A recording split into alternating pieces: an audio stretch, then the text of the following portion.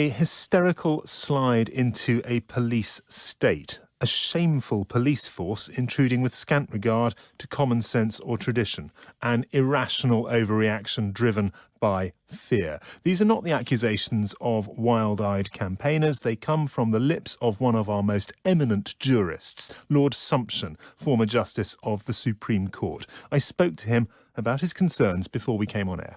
The real problem is that when human societies lose their freedom, it's not usually because tyrants have taken it away.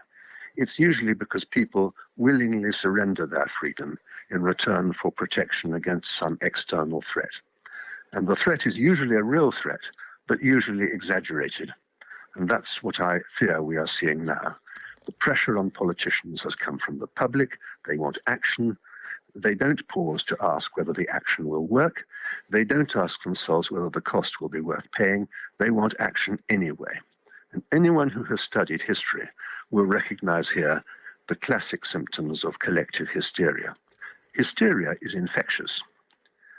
We are working ourselves up into a lather in which we exaggerate the threat and stop asking ourselves whether the cure may be worse than the disease.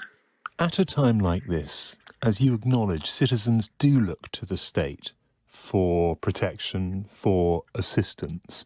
We shouldn't be surprised then if the state takes on new powers, if it responds. That is what it has been asked to do, almost demanded of it. Yes, that is absolutely true. We should not be surprised. But we have to recognize that this is how societies become despotisms. And we also have to recognize that this is a process which leads naturally to exaggeration. The symptoms of coronavirus are clearly serious for those with other significant medical conditions, especially if they're old. There are exceptional cases in which young people have been struck down, which have had a lot of publicity, but the numbers are pretty small.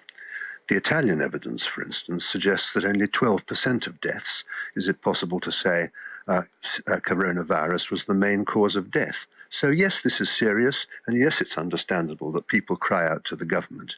But the real question is this serious enough to warrant putting most of our population into house imprisonment, wrecking our economy for an indefinite period, destroying businesses that honest and hard-working people have taken years to build up, saddling future generations with debt, depression, stress, heart attacks, suicides, and unbelievable distress inflicted on millions of people who are not especially vulnerable and will suffer only mild symptoms or none at all, like the Health Secretary and the Prime Minister.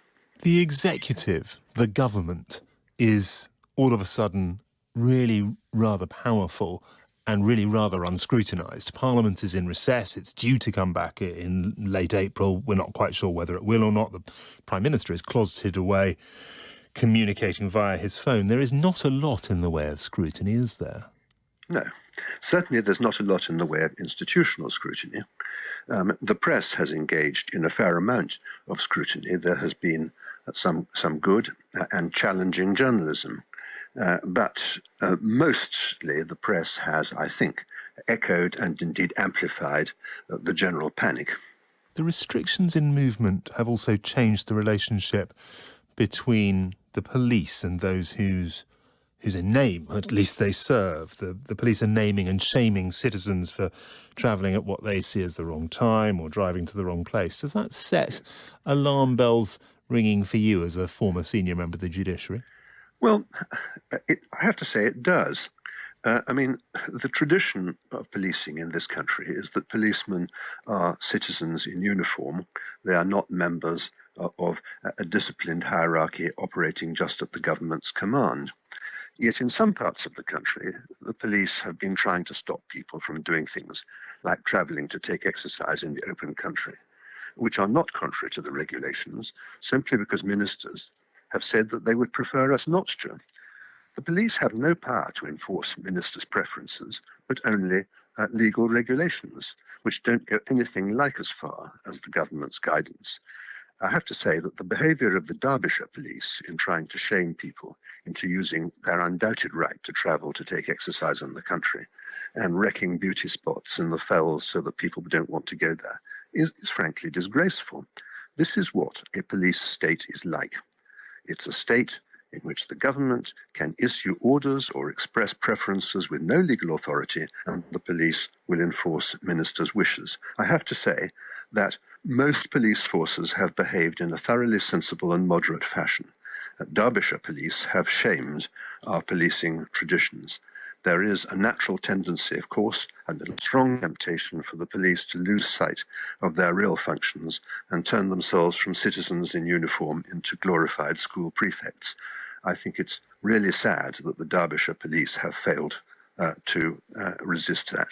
There will be people listening who admire your legal wisdom, but will also say, well, he's not an epidemiologist. He doesn't know how disease spreads. He doesn't understand the risks to the health service if this thing gets out of control. What do you say to them?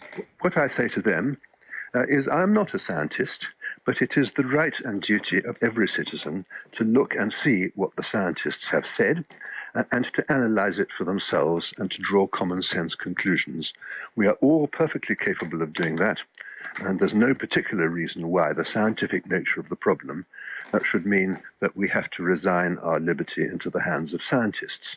We all have critical faculties, and it's rather important in a moment of national panic that we should maintain them. Lord Sumption, former Justice of the Supreme Court, speaking to me a bit earlier. We put his criticism of Derbyshire Police to the force, and it sent us this statement.